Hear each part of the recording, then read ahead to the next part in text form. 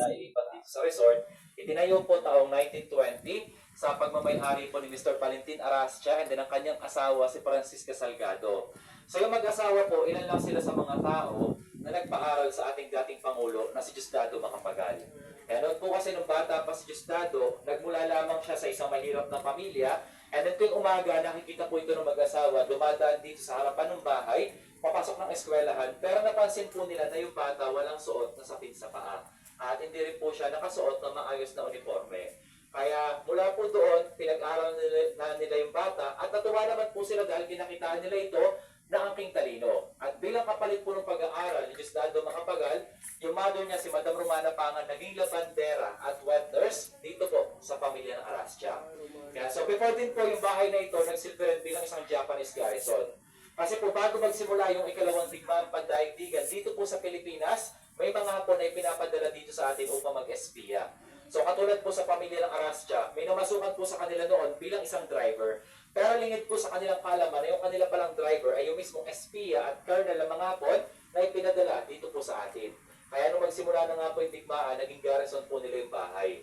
At may kaugalian po sila noon na halimbawa, ginamit po nila ang inyong mga bahay. So bago po sila lumisan, kinakailangan nila itong sunugin. Kasama lahat ng pamilya na nakatira dito. So ginagawa po nila yan upang wala silang maiwang bakas kung saan lugar po sila nagtungo. At nung tangka na nga pong susunugin itong Kasalubaw, may pumigil po rito. Ito po yung Japanese colonel na namasukan bilang isang driver sa pamilya po ng Arastia. Kasi nga po yung mag-asawa, mabuti po yung kanilang kalooban, itinuring nila na lahat ng kanilang mga kasambahay o mga tauhan, parte na rin ng pamilya nila.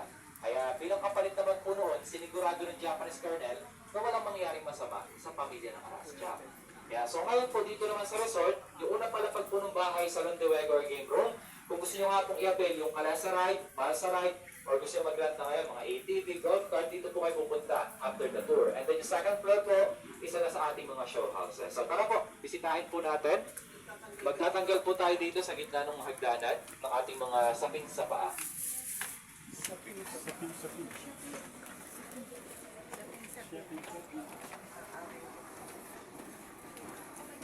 Ito marinig natin.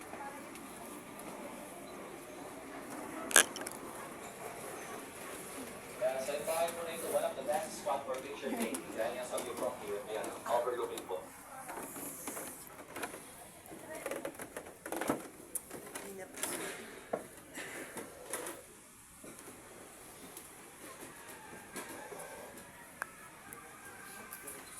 Yan yung original na ceiling niya. Po, original po yan, yung ceiling na yan. So mapapansin niyo po, ang disenyo ng mga ceiling, prutas. Kasi po yung dating may-ari ng bahay, si Francisca Salgado, napaka-superstitious niya. Kapag daw po prutas, prosperity. Then ito po, yung pintura niya from outside to inside, color green. Kasi nga po, green means a lot of dollars. Wow. Totoo po yun. Kaya yun daw talaga yung pintura nito.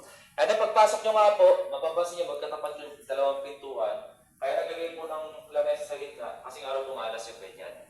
So itong lamesa, siya yung parang kumipigil lang pumasok ng mga padlock dito sa bahay. So tara po, bisitahin po natin yung para makita nyo po. Hindi po.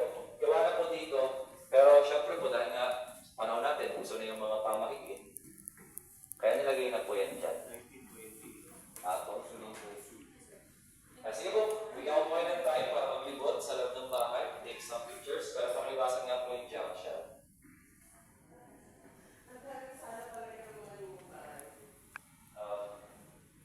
Tsaka malalaki po. Taray na CR nila ah.